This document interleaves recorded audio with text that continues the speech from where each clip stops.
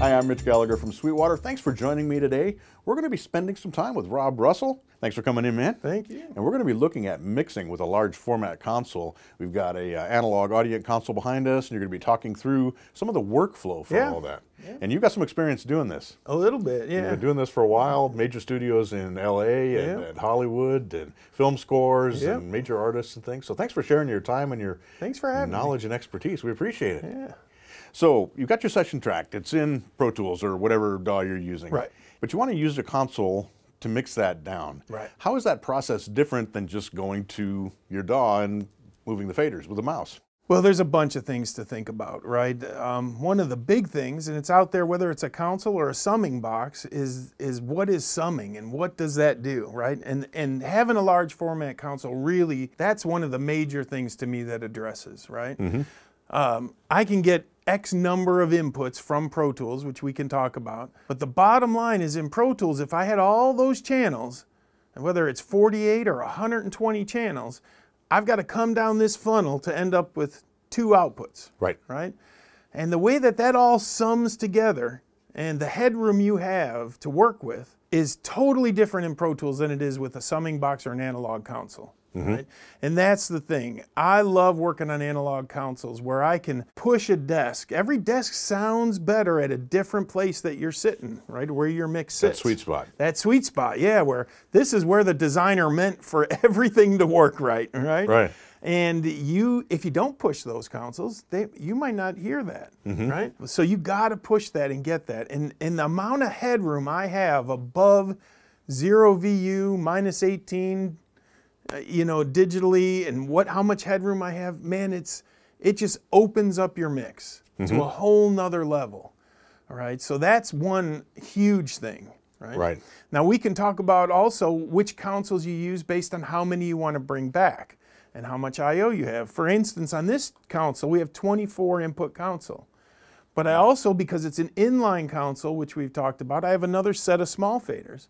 So I could bring back 48 channels to mix on this console, right? Now, sometimes you're going to work with your DAW because if you got 120 channels, you're still good on this console, right? Right. The thing is to think about what am I summing, right? What do I want to have individual tracks back on?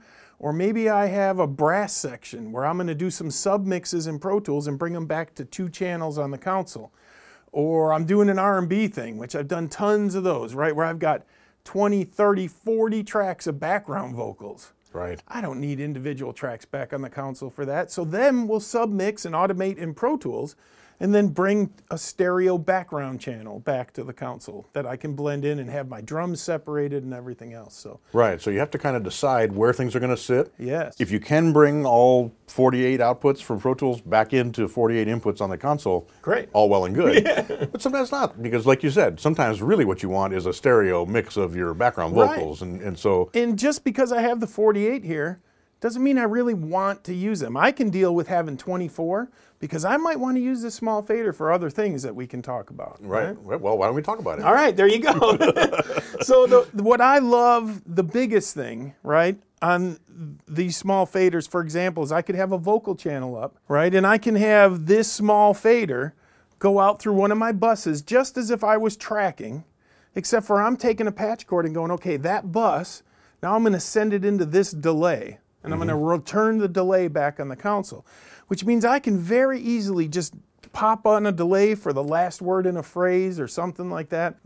I loved doing that, to have that. Right now I'm working on a mix here where what I've done is use the small faders to set up a drum mix. Right, so I have my drum mix that goes to left and right, but now I'm using my small faders to set up a drum mix that goes to my buses and returns to these 2 small faders here. In between that, I've got some compressors and I'm hitting it hard. I mean, I'm pushing this thing. And by itself, these don't sound very good, right? But as I mix them into my drum mix and balance it in, I don't have to deal with latency. I don't have to deal with all these issues of phase incoherency and all that. These consoles will be dead on, right? And now I can control. I can say, man, I wish in my drum crush bus I had a little more kick drive in that, or man, I want to drive the overheads because this guy's going crazy, or I can change that balance into my compressors in my crush bus just by looking at the console. So it's really nice. Right.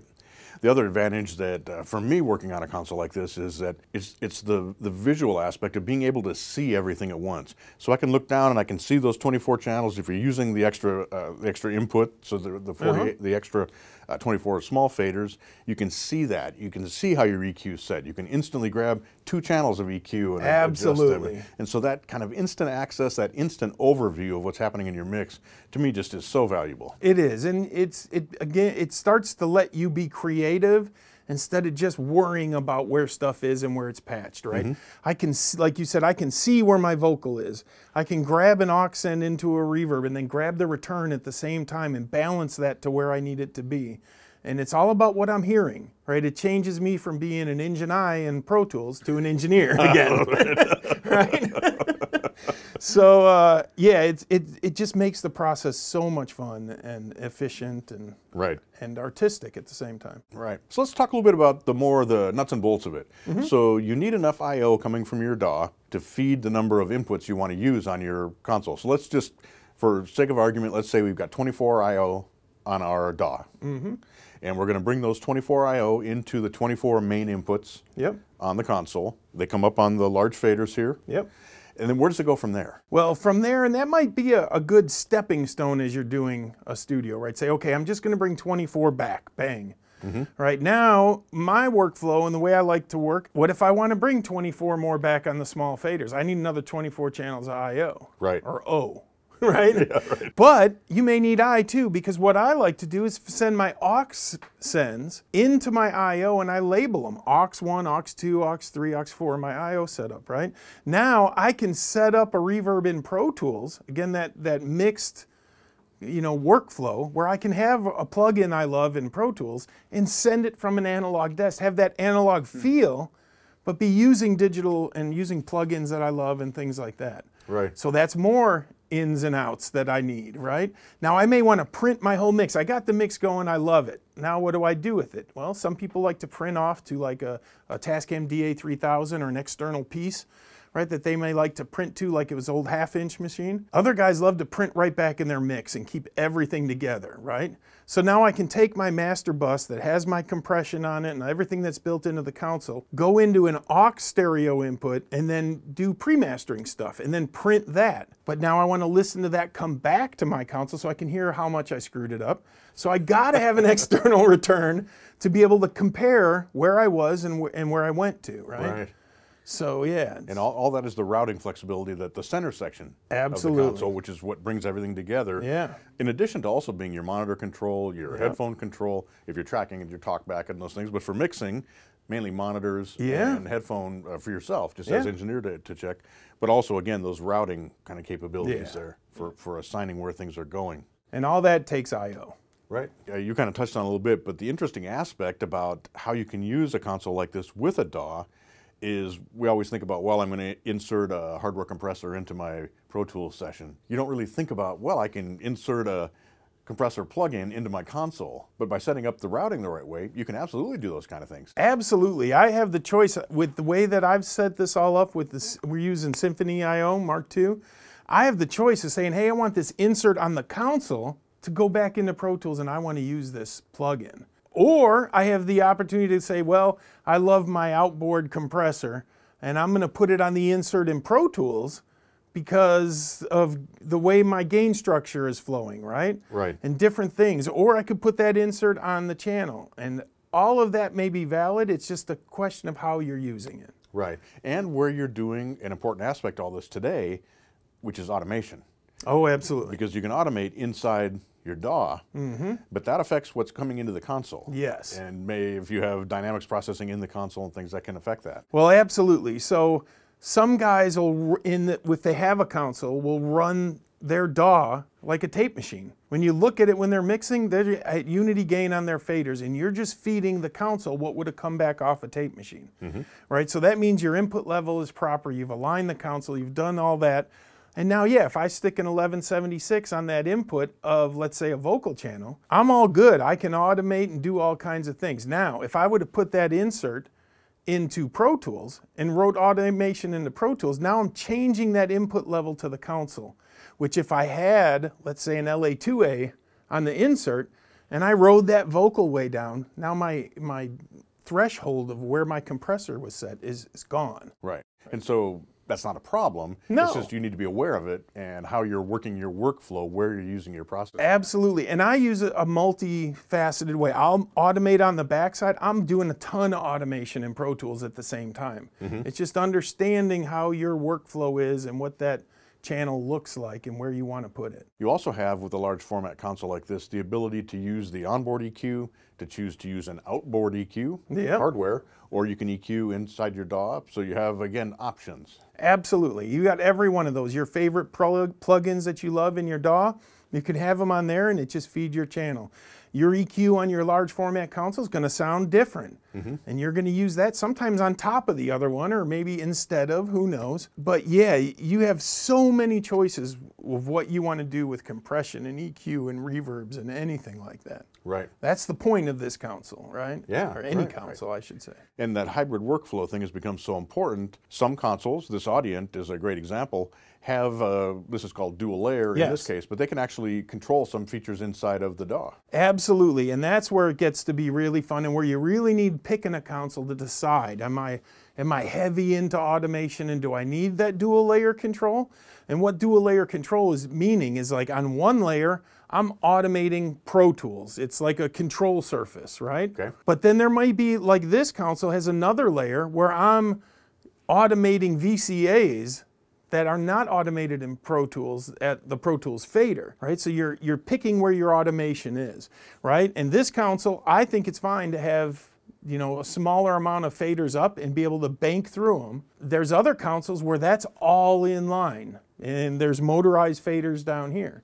Right. Right? So understanding how you're going to use that, what you're going to want to do, and again, it all comes down to budget of where you want to be. Right. It's going to help you decide on which console is going to work the best for what you do. Right. As well as choosing what you're doing. If we're tracking and mixing a straight ahead rock project, that's one thing. Absolutely. If you're doing EDM with tons of things going on and lots of effects and automation and things, might be another consideration for maybe a slightly different type of console and things. Absolutely. So there are different console choices, but these are the types of features you want to look at when you're talking about mixing inside your console. Absolutely. If you're mixing, you want some sort of DAW control.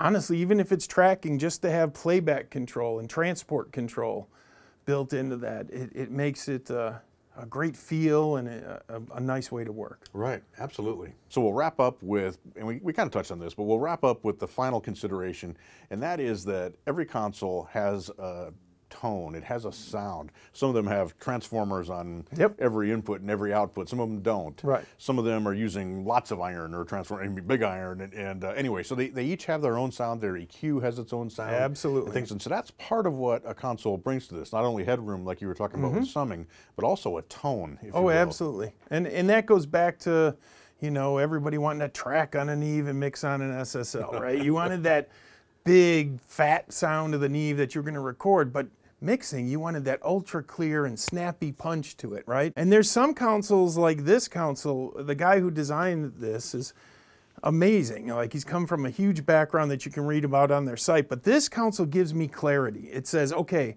I'm going to give you what you gave me, and now I'm going to give you a bunch of control over it. It does have iron and stuff on the output stage that you can put in. It's got the stereo bus compressor, but this console, I love it because it doesn't ultra color my tone. I can make it color my tone by the EQ or the iron buttons and things like that.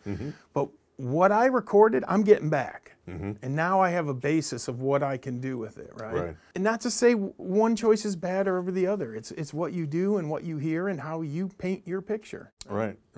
Which is what's fun about it. Absolutely. And speaking of what's fun about it, I said the last point was the last point, but actually there's one more point I want to talk about.